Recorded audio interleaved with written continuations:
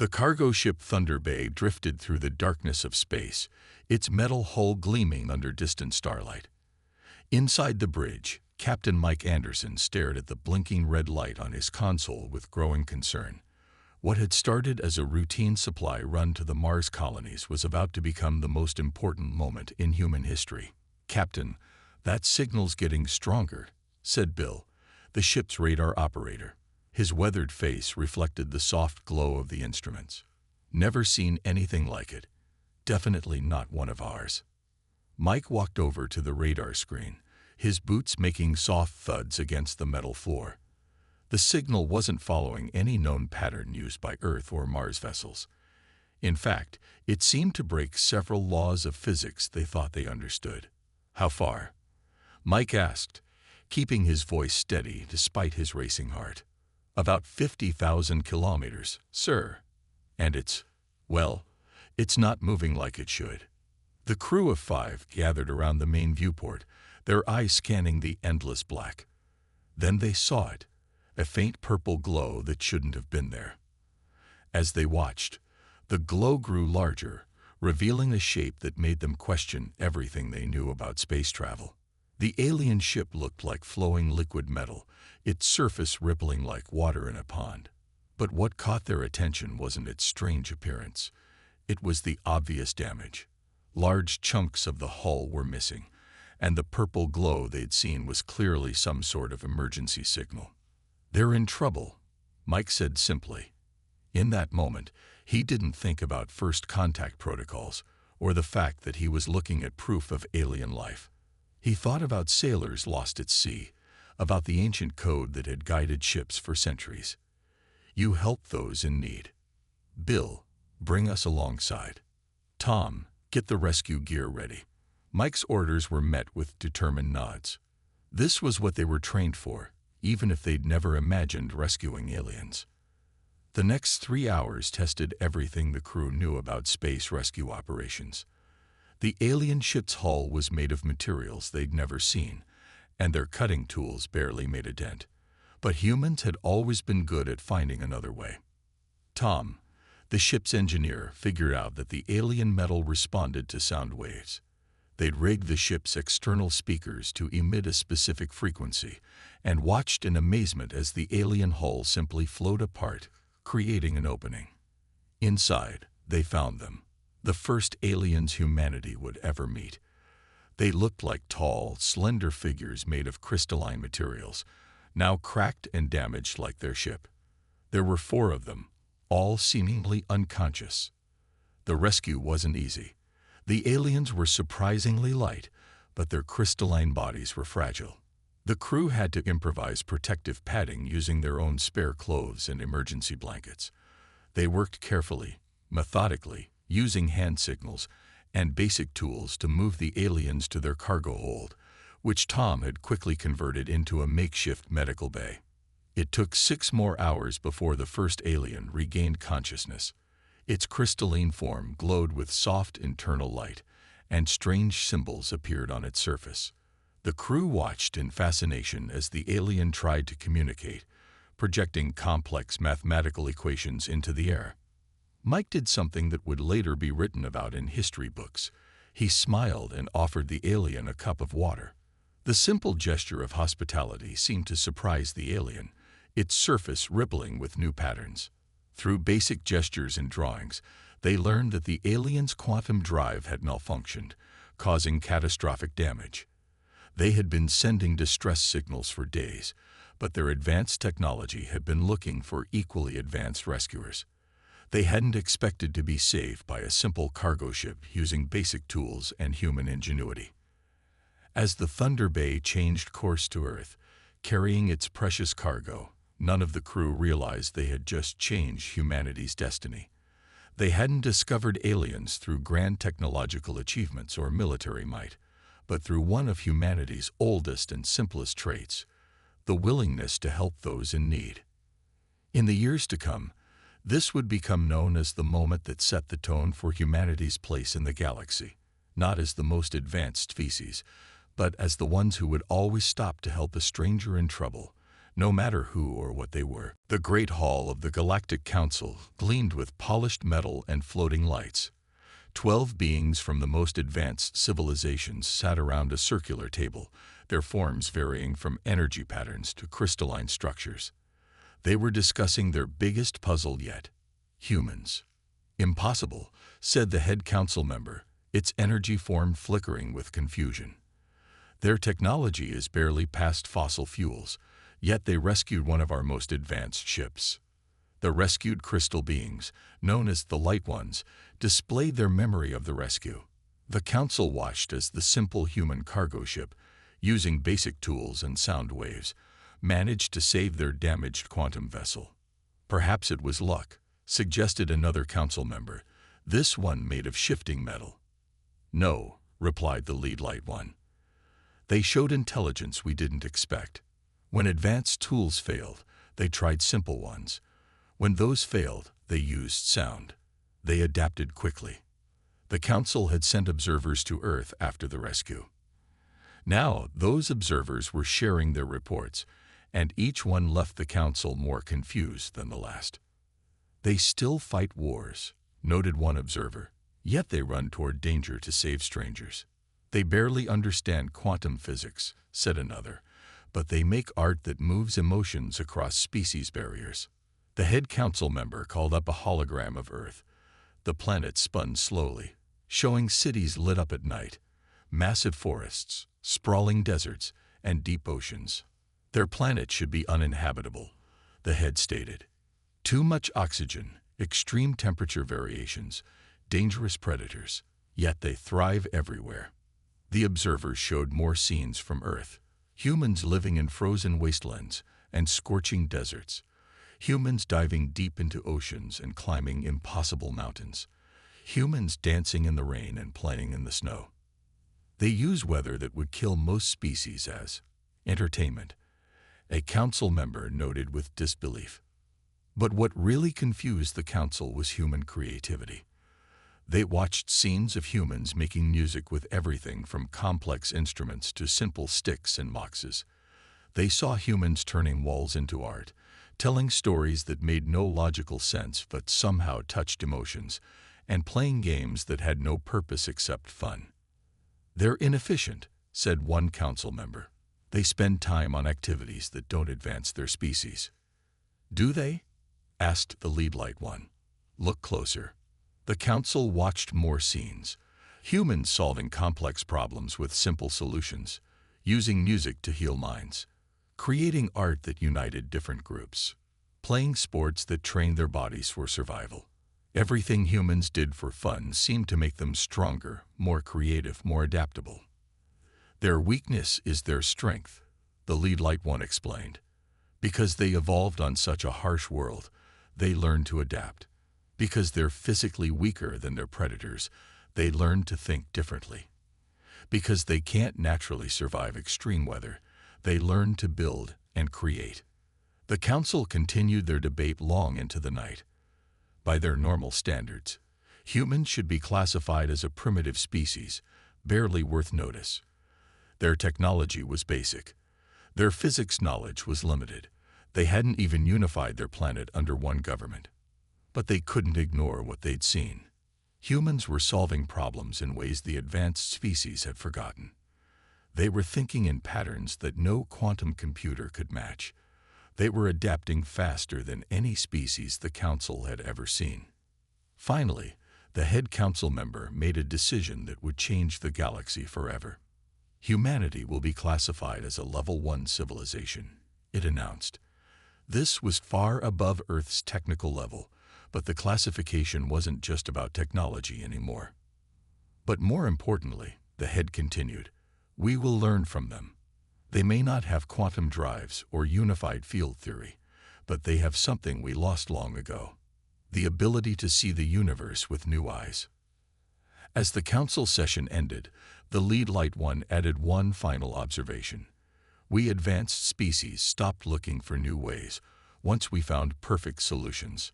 Humans never stop looking because they don't believe in perfect solutions, And that might be the most advanced thinking of all. The grand ballroom of the Galactic Embassy on Earth sparkled with floating lights and holographic decorations. It was meant to be a formal diplomatic event, the kind where different species politely ignored each other while pretending to build relationships. That was until Jack Thompson, the evening's DJ, decided to change galactic history. Jack stood behind his simple turntables, watching the various alien species standing in their separate groups. The crystal beings sparkled in one corner, the energy forms flickered in another, and the metal-skinned aliens kept to themselves near the drinks. The humans, trying to be diplomatic, wandered between groups making awkward conversation. "This isn't working," Jack muttered to himself. He looked at his music collection. Real vinyl records, old-school digital files, and modern quantum tracks. Then he smiled. If words couldn't bring species together, maybe something else could. He started simple, with low bass beats that matched the natural pulse rate of most species. The crystal beings noticed first, their forms vibrating slightly with the rhythm. Then he added layers, drums that made the metal-skinned aliens turn their heads, melodies that caused the energy forms to flicker in time. An old Earth song came next, its rhythm as old as humanity itself.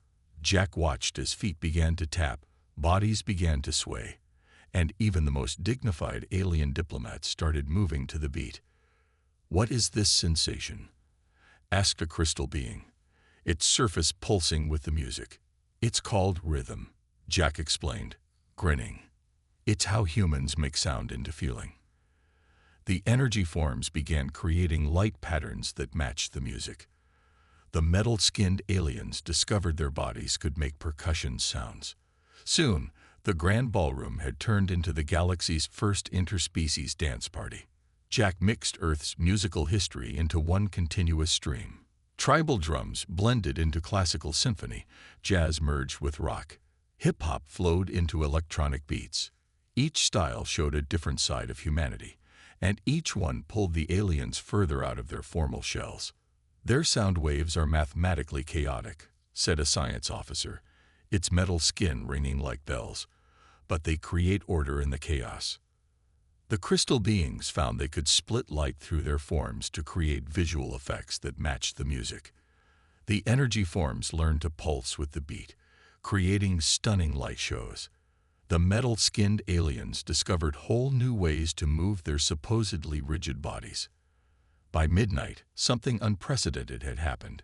Species that had never truly understood each other were dancing together, making music together, creating something new together. Diplomats who had spent years trying to build relationships were now laughing and dancing with aliens they'd never really talked to before. "This is why humans are different," one alien ambassador said to another as they moved to the beat. "They don't just hear music, they feel it, share it, live it." The news spread across the galaxy faster than light speed. Videos of the dance party went viral on alien social networks. Young aliens began asking for Earth music, human instruments, and dancing lessons. Species that had focused only on logic and advancement for millennia were rediscovering the joy of creative expression. Within weeks, Earth music became the galaxy's hottest trend. Alien musicians began collaborating with human artists, creating entirely new forms of music that combined advanced technology with human creativity. Dance clubs opened on space stations. Crystal beings learned to sing, energy forms became light show artists, and metal-skinned aliens started drum circles. Back in the embassy ballroom, as the night wound down, Jack played one last song, a simple melody about hope and unity that had been a hit on Earth decades ago. He watched as aliens and humans swayed together, their differences forgotten in the shared experience of music. The Galactic Council, watching from their distant chamber, finally understood something crucial about humanity. Humans hadn't just developed music, they had learned to turn mathematics into emotion, physics into feeling, and simple sound waves into bridges between species. As one council member noted in their official report, perhaps the most advanced technology isn't a quantum drive or a unified field generator, Perhaps it's the ability to make the entire galaxy dance. The central station hung in space like a giant silver flower, its 100-mile-wide petals collecting energy from the nearby star. It was the pride of the galaxy, powered by the most advanced quantum technology ever created. And now it was about to fail. Tom Walker, a human maintenance worker, watched as alien engineers rushed around the station's main control room. Warning lights flashed everywhere, and the station's artificial gravity had started to flicker. "Quantum core destabilizing," announced the station's computer. "Critical failure in 4 hours." The chief engineer, a being made of pure energy, hovered near the main console. "Impossible. Our quantum systems are perfect. They cannot fail." Tom scratched his head as he watched the aliens try increasingly complex solutions. They attempted quantum rebalancing, energy field adjustments, and even time dilation. Nothing worked. The station kept getting worse. "Mind if I take a look?" Tom asked, holding up his old toolbox. The aliens glanced at his simple tools with doubt, but were too desperate to refuse. Tom walked to the maintenance shaft and climbed down, feeling the artificial gravity get weaker with each step. The quantum core hummed below, its sound reminding him of something he'd heard before. "Hey," he called up to the chief engineer. "This sounds like my old truck when the fan belt was loose." The aliens stared at him blankly. They had no idea what a truck or a fan belt was. Their ships had never used such primitive parts. But Tom wasn't waiting for their approval. He pulled out a simple vibration meter from his toolbox, the kind used to check old Earth engines. The reading made him smile. "Look," he said, pointing to the quantum core's outer ring. "Your perfect quantum system still needs to spin. Spinning things need balance. You've got a wobble." The aliens watched in confusion as Tom pulled out some thin metal shims from his toolbox. These were the kind of parts that hadn't been used in advanced ships for centuries. "On Earth, we still use physical parts sometimes," Tom explained as he worked. "They're not as advanced as quantum technology, but they're reliable. And when they break, you can see the problem and fix it." He carefully placed the shims under different points of the quantum core's support ring. With each shim, the horrible humming sound got better. The vibration meter's reading dropped. "Sometimes," Tom said, tightening the last support, "the simplest solution is the best solution." The warning lights stopped flashing. The artificial gravity stabilized. The quantum core's spin became perfectly smooth, and its power output rose back to normal levels. The chief engineer's energy form flickered with surprise. "How did you know?" Tom shrugged. "On Earth, we keep lots of old technology working alongside new stuff. When you work with both, you learn that every machine, no matter how advanced, follows basic physical laws. Even quantum cores need proper support." Word of Tom's simple fix spread across the galaxy. Advanced species had become so focused on quantum mechanics and energy fields that they'd forgotten about basic physics. They had perfect quantum computers but didn't understand simple vibration problems. They could manipulate time but couldn't spot a wobbly spin. The Galactic Council held an emergency session. They realized that their reliance on perfect, advanced solutions had become a weakness. Many alien engineers had never learned to solve basic mechanical problems because their quantum technology was supposed to be perfect. Soon, the Council made a surprising decision. They started hiring human engineers and maintenance workers for all major space stations. Humans might not understand advanced quantum physics, but they understood something just as important. Sometimes the simplest solution was the right solution. As Tom headed home that day, he heard some alien engineers talking about adding primitive technology backup systems to their quantum cores. He smiled, remembering an old saying from Earth: "If it ain't broke, don't fix it. And if it is broke, check the simple stuff first." The galaxy was learning that true advancement wasn't about abandoning old knowledge for new technology. It was about knowing when to use each one. The massive stadium on New Earth Colony floated in space, its transparent dome showing the stars above. Inside, representatives from 50 alien species gathered for something they had never seen before, the first Galactic Olympics. "This is a waste of energy," grumbled a metal-skinned alien official. "Why do humans compete without purpose?" Bob Miller, the human games organizer, stood in the center of the arena. "Sports aren't just about winning," he explained. "They're about pushing limits, working together, and having fun." The aliens watched with confusion as human athletes entered the arena. By galactic standards, humans were slow, weak, and fragile. The crystal beings could move at near light speed. The energy forms could pass through walls. The metal-skinned aliens had incredible strength. The first event was simple: a race. The human runners lined up against aliens who could naturally move faster than Earth's fastest vehicles. When the race started, the aliens shot forward like rockets. But something unexpected happened. The humans didn't give up. They ran anyway, pushing themselves to their absolute limit. The aliens watched in amazement as the humans finished the race despite having no chance of winning. "Why did you continue?" asked a crystal being. "You knew you couldn't win." "Breaking my personal record is also winning," replied the human runner, smiling through his exhaustion. Besides, it was fun.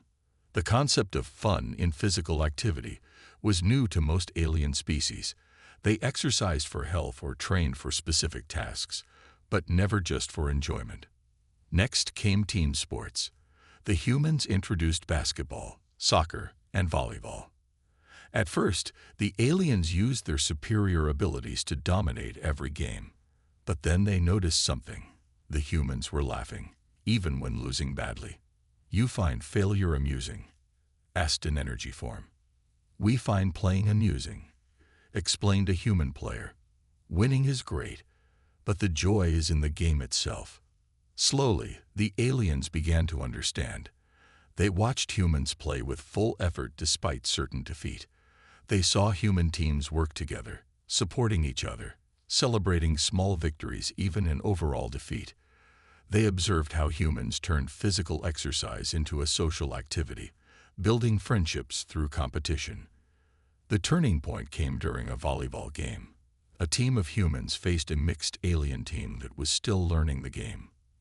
The aliens had superior abilities but didn't understand teamwork. The humans, playing together perfectly, won their first match. The stadium erupted in cheers, not just from humans, but from aliens too. They had finally understood what humans had been trying to teach them. Sports weren't about being the strongest or fastest.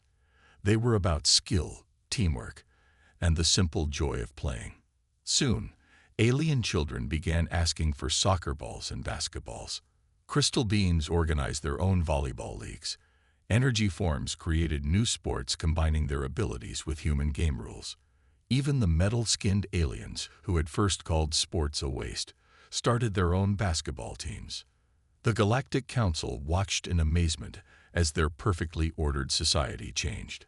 Species that had focused solely on advancement and efficiency were learning to play. Aliens who had never understood recreation were discovering the value of friendly competition. "Humans have given us something we didn't know we were missing," announced the head council member. "They've taught us that not every activity needs a practical purpose. Sometimes, the purpose is simply joy." As the first Galactic Olympics ended, Bob stood in the closing ceremony and made an announcement. "Next year, we'll have twice as many sports, and this time, everyone plays just for fun. No special powers allowed. We all compete as equals." The stadium filled with cheers. The galaxy had learned perhaps the most important human lesson yet, that greatness wasn't just about natural abilities or advanced technology. Sometimes it was about the simple things: trying your best, working together, and finding joy in the attempt rather than just the victory.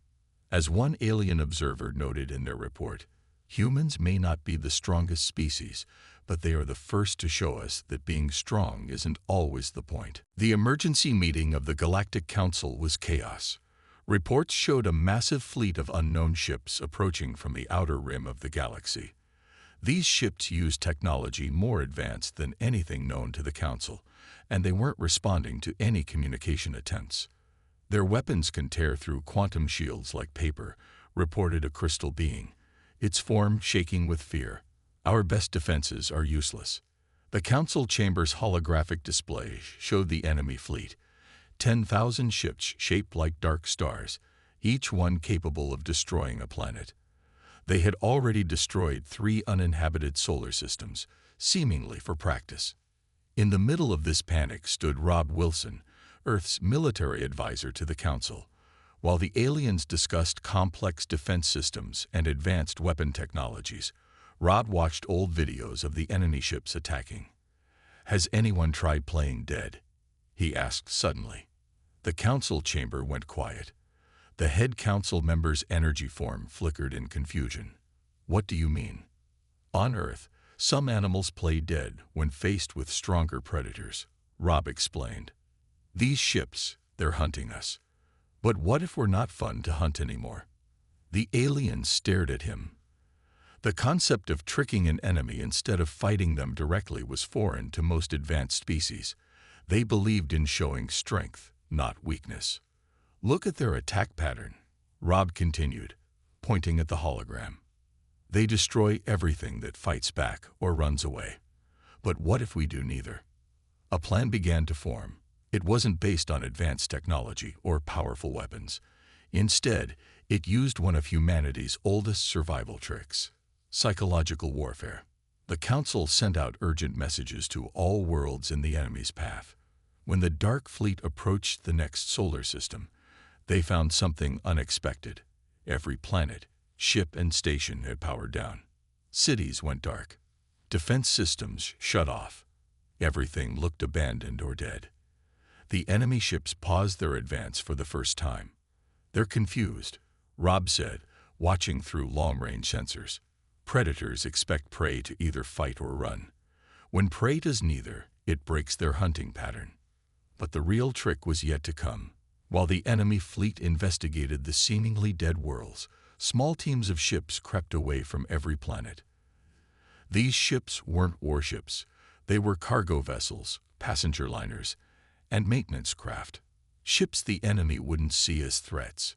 On Earth, we learned that sometimes the best way to win a fight is to make your enemy think they've already won, Rob explained to the council. The Dark Fleet, finding no resistance and no signs of life, began to lose interest.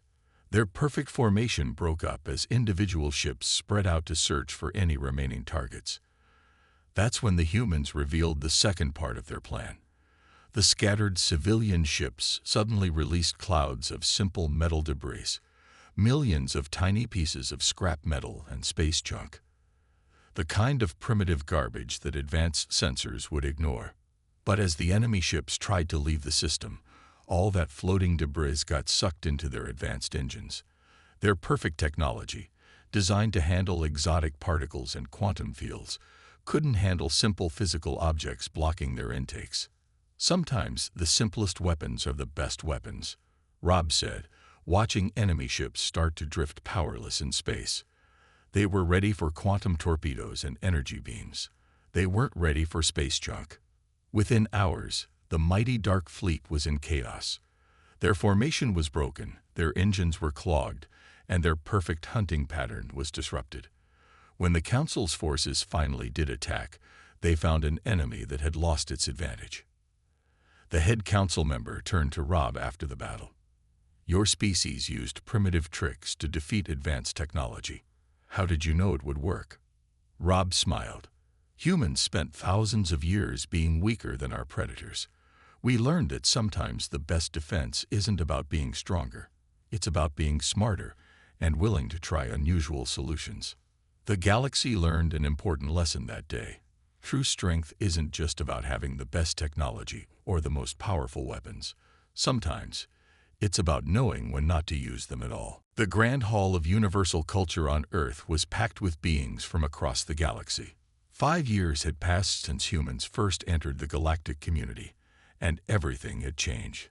The hall itself showed this change. It wasn't built with advanced technology, but with a mix of simple and complex solutions that worked together perfectly. Linda Baker, Earth's ambassador to the galaxy, stood at the podium. Above her, the ceiling was a beautiful mix of human art and alien light displays. Crystal beings created rainbow patterns, while energy forms danced in perfect rhythm to human music. Metal-skinned aliens played drums they had built themselves. 5 years ago, Linda began, we thought we would learn everything from our alien friends. Instead, we learned something more important. Every species has something to teach. The crowd watched as images appeared around the hall, showing how the galaxy had changed. There were alien sports leagues where different species competed together, not using their special abilities, but playing by human rules for the joy of the game. Space stations now had both quantum cores and simple mechanical backups. Engineers from all species learned to use both advanced technology and basic tools, understanding that each had its place. Humans taught us to see beauty in imperfection, said a crystal being who now ran the galaxy's largest music festival. We thought perfection was the goal, but they showed us that trying new things and sometimes failing is how we grow. The images showed more changes. Alien children playing in parks designed by humans, with simple swings and slides bringing joy to species that had forgotten how to play. Restaurants where different species gathered not just to eat, but to enjoy each other's company and try new things. They taught us that primitive doesn't mean wrong. Added a metal-skinned alien who had become famous for creating sculpture art. Sometimes the old ways are the best ways, and sometimes mixing old and new creates something better than either. The head council member floated forward, its energy form glowing brightly. When we first met humans, we thought they would need centuries to catch up to our level of advancement. Now we understand that advancement isn't just about technology. It's about wisdom, creativity, and knowing when to keep things simple. Linda smiled as she unveiled the council's new declaration. It was written not on a quantum display, but on simple paper with beautiful handwriting. From this day forward, the right to play, create, and find joy is recognized as fundamental to all species. Every world must provide spaces for sports, art, music, and simple relaxation. Every species must remember that progress isn't just about becoming more advanced, it's about becoming more complete.